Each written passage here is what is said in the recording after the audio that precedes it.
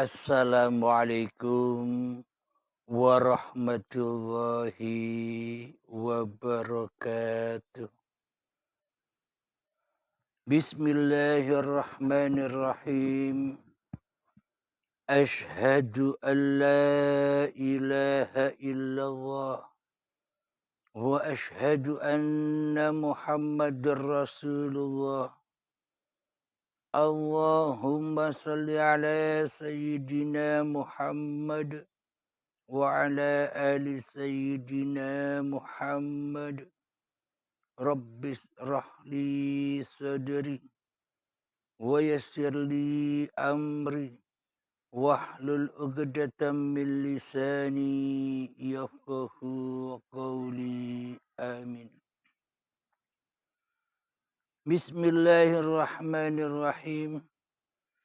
Salam hormatku, salam kasih sayangku buat para sahabat-sahabat tercinta jamaah uripi Allah dimanapun Anda berada, baik yang ada di luar ataupun yang ada di dalam negeri. Semoga kita semua senantiasa di dalam lindungan Allah Subhanahu wa Ta'ala. Amin ya Rabbal Alamin. Alhamdulillahi Rabbil Alamin.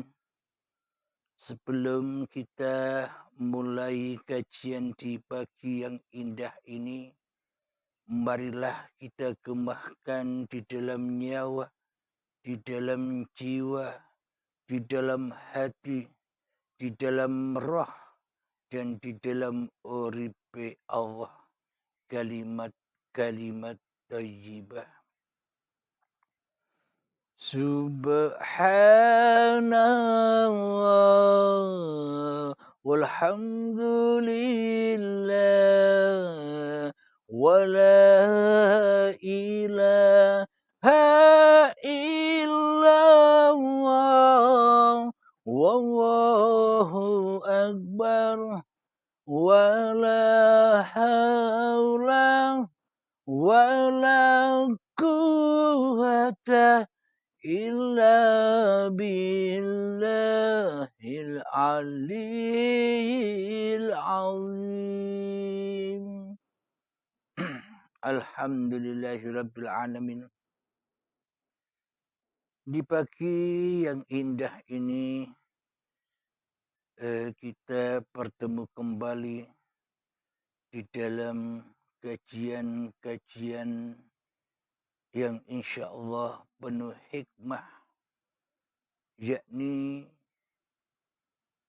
semua yang ada pada luar diri kita, semua yang ada di dalam Al-Quran, semua yang ada di dalam kitab-kitab sucinya Allah, ternyata semuanya sudah ada di dalam tiap-tiap diri manusianya. Sudah terangkum di dalam tiap-tiap diri manusianya. Wa min anfusikum, dan semuanya ada pada dirimu. Afala tubsirun, apakah kamu tidak menyaksikannya, tidak melihatnya? Itulah tanda bukti bahwa semua apapun cerita yang ada di alam semesta ini, baik yang ada saat ini ataupun yang dulu, dan bahkan ataupun yang bakal terjadi, semuanya itu aplikasi dari tiap-tiap diri manusianya. Maka dari itu Allah perintahkan Iqra, Iqra, bacalah kitabmu. Iqra bismi rabbikal ladzi khalaq. Bacalah kitabmu dengan nama Tuhanmu yang telah menciptakan menciptakan kamu. Maknanya bacalah dirimu yang dihidupi Tuhanmu. Jika kita tak dihidupi oleh Allah, bila kita tak bersama uripi Allah, maka kita takkan pernah bisa membaca diri kita sendiri. Tidak bisa membaca ayat-ayat Allah yang ada di luar maupun yang ada di dalam tiap-tiap diri manusia kita. Alhamdulillahirabbil alamin. Kali ini kajiannya yang berjudul seluruh manusia berada di dalam perut ikan yang menelan Nabi Yunus alaihissalam. Apa maknanya ini semua? Sebelum kita jelaskan, sebelum kita kaji, marilah kita lihat ayat-ayatnya dahulu agar tidak salah memahami, agar dikira saya membuat dongeng-dongeng sendiri.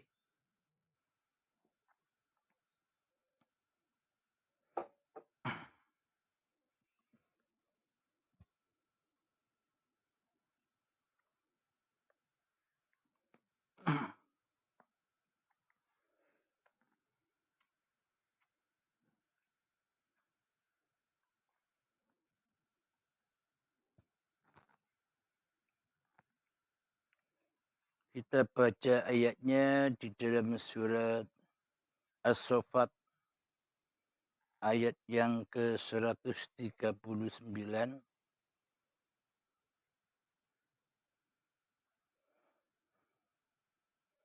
Bismillahirrahmanirrahim. Wa inna Yunus laminal mursalin. Wa inna Yunus laminal mursalin. Dan sungguh Yunus benar-benar termasuk salah seorang Rasul. Kita baca ayat dan terjemahannya dulu. Nanti kita kaji secara mendalam dan dibongkar apa rahasia yang ada di dalamnya. Wa idh abaqa ilal fulkil mashhun.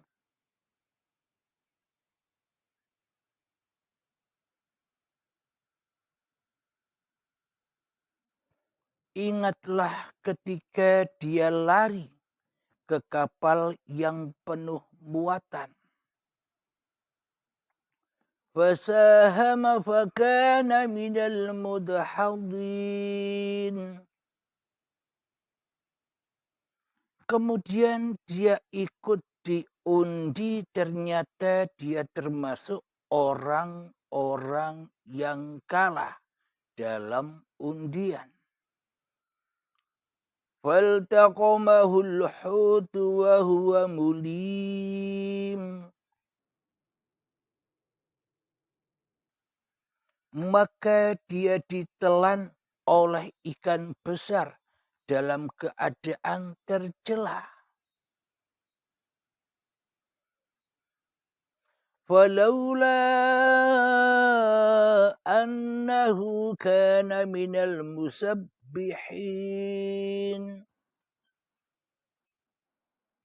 Maka sekiranya dia tidak termasuk orang yang banyak berzikir atau bertasbih kepada Allah, lalabitha fi badanihi ila yaumi yub'atsun. Niscaya dia akan tetap tinggal di perut ikan itu sampai hari berbangkit.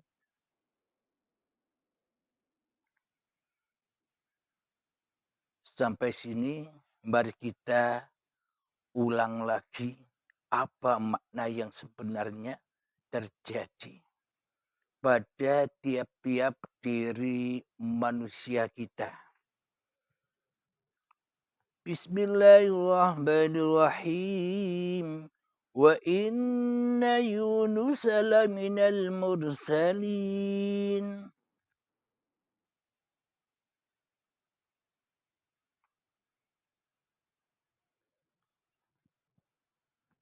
Dan sungguh Yunus benar-benar termasuk salah seorang rasul.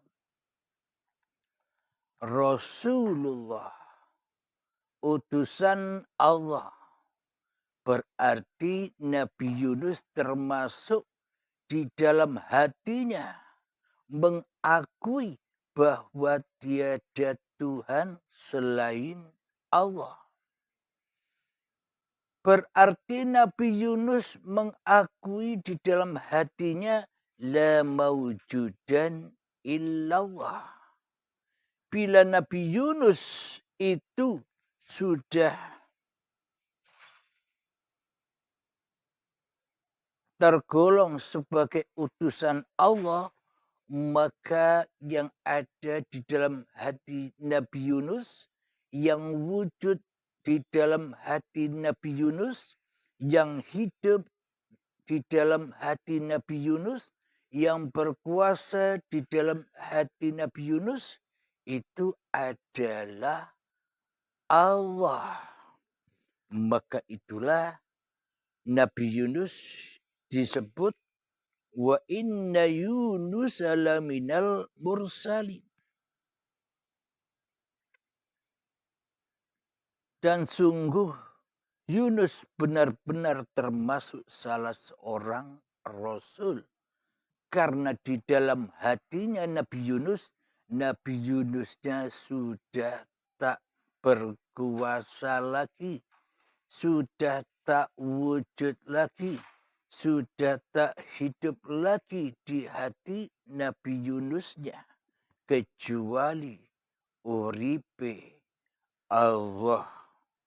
Itulah yang dikatakan innaka laminal mursalin. Sebagai utusan Allah. Siapakah gerangan yang menjadi utusan Allah itu? Dialah orang yang sudah berani memberontak di dalam hawa nafsunya sendiri yang selama ini kita dirajai, kita diperbudak oleh hawa nafsu kita sendiri di hati kita. Karena selama ini kita bukan termasuk rasulnya Allah. Karena apa? Karena kita lebih cinta menjadi rasulnya iblis dan setan yang ada di hati kita daripada menjadi Rasulullah di hati kita. Kita lebih cinta bahwa diri kita yang wujud di hati kita. Kita lebih cinta kepada hidup yang telah kita akui sebagai hidup kita. Kita lebih cinta pada hawa nafsu kita sendiri bahwa diri kita lah yang berkuasa dan bahkan paling berkuasa atas diri kita sendiri daripada Allah yang menciptakan kita. Karena kita lebih memilih menjadi utusan setan daripada menjadi utusan Allah. Apa buktinya? Buktinya Allah gaib bagi kita. Yang wujud, yang hidup, yang berkuasa di dalam hati kita hanyalah kita sendiri selama ini. Inilah bukti yang sangat amat nyata bahwa kita selama ini tidak mau menjadi Rasulullah. Akan tetapi menjadi Rasulnya hawa nafsu kita sendiri. Seolah-olah kita hanya diutus oleh diri kita sendiri. Diutus bangun tidur, diutus duduk, diutus berdiri oleh hawa nafsu kita sendiri, diutus mandi, diutus sholat, diutus ibadah oleh hawa nafsu kita sendiri, disuruh berzikiran oleh iblis dan setan kita sendiri, dan semuanya apa yang kita kerjakan, semuanya full telah mutlak diutus oleh iblis dan setan yang ada di hati kita. Itulah tanda bukti bahwa hati kita selama ini gelap gulita dari cahaya Allah. Alhamdulillahirabbil alamin. Mari kita baca ayat yang selanjutnya.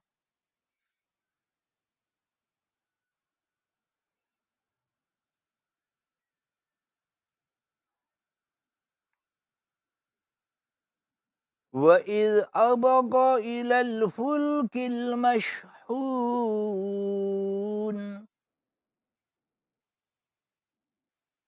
Dan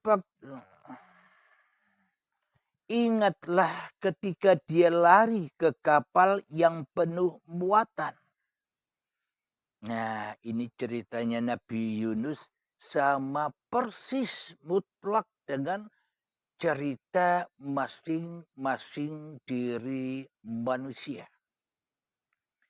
Ketika datang akil baligh tiba, semua manusia pada sama-sama makan buah yang terlarang. Makan pohon yang terlarang, yakni buah khuldi, buah kelanggengan, buah kekekalan, berharap mengaku-akui bahwa hidup dan badan ini milik manusianya agar bisa hidup kekal di dalam surga. Itu semua godaan-godaan iblis, setan, hawa nafsu kita sendiri. Dan sungguh Yunus benar-benar termasuk salah seorang rasul. Ingatlah ketika dia lari ke kapal yang penuh muatan.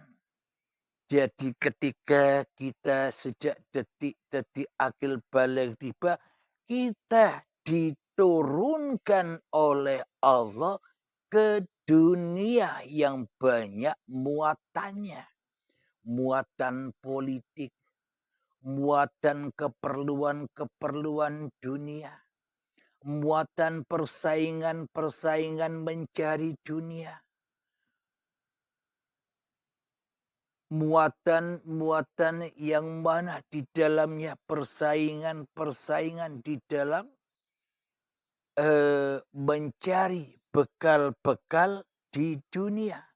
Karena sudah diturunkan ke dunia, maka cinta-cintanya hanya kepada dunia daripada cinta kepada pencipta dunia.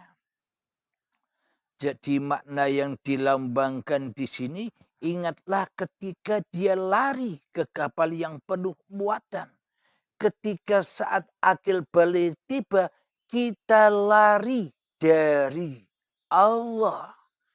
Kita lari dari uripe Allah menciptakan urip individu. Kita menciptakan wujud individu. Kita menciptakan kuasa-kuasa individual. Ini yang dimaksud, ingatlah ketika dia lari ke kapal yang penuh muatan.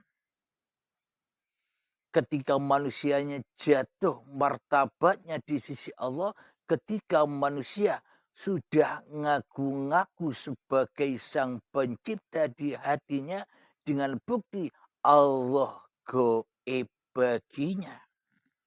Itulah Yunus berlari menuju kapal yang penuh muatan.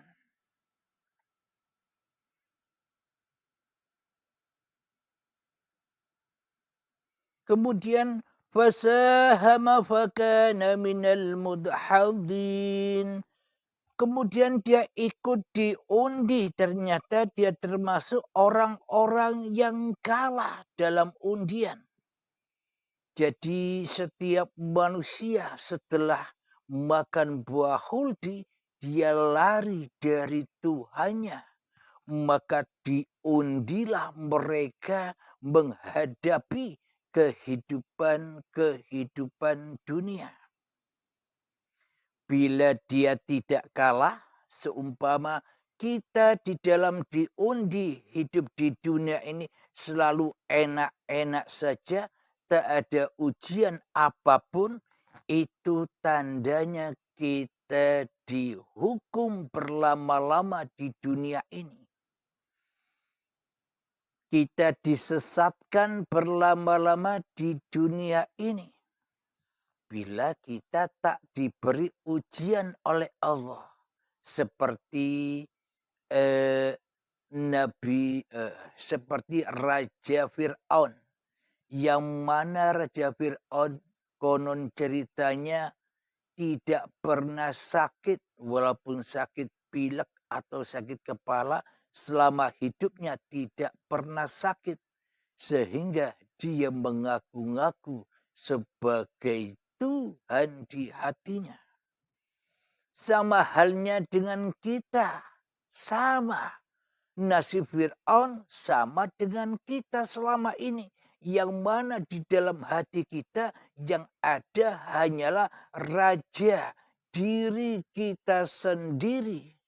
Raja hawa nafsu kita sendiri yang merajai kehidupan, yang merajai badan, dan yang merajai segala aktivitas kita sendiri di dunia ini. Sama dengan Fir'aun.